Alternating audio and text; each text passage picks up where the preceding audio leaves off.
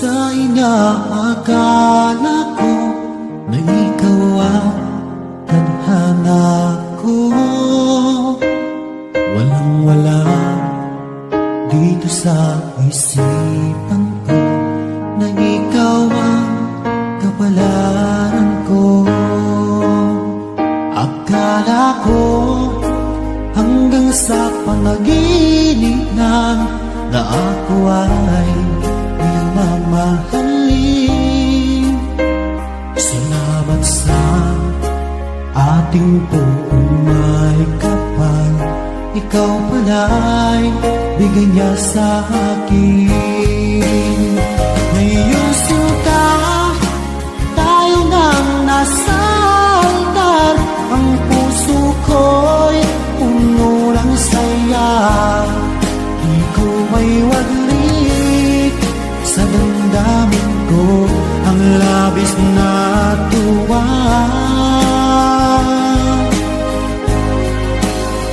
Pangako ko sa iyo, aking sinta, pag-ibig ko'y di magbabago, maliban na lang kung tayong dalawa ay pumanaw na.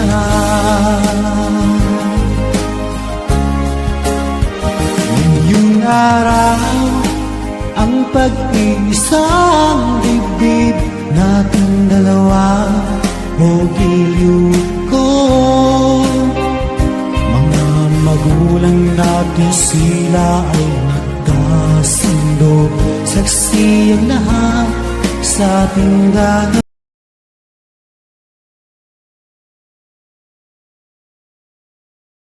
Daan-daang pamilya ang apektado matapos makaranas ng flash flood ang bayan ng Banawe sa Ifugao. Ayan na, inopaman ng motor, nabiyaanon. Grabe, ay sus, ang lakas ng ulan. Kasunod ng pagbuhos ng malakas na pag-ulan kahapon, nagkulay tsokolate ang ilang kalsada sa Banawe sa Ifugao dahil sa rumaragasang baha.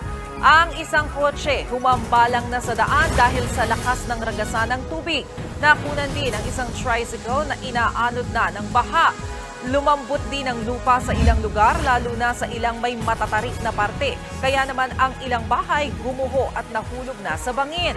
Ayon sa Pag-asa, bunsod ng umiiral na hanging habagat ang patuloy na pag-ulan sa probinsya ng Ifugao. Asahan ang mga pag-ulan na yan hanggang sa weekend. Isang bagong low-pressure area ang binabantayan ng Pag-asa sa loob ng Philippine Area of Responsibility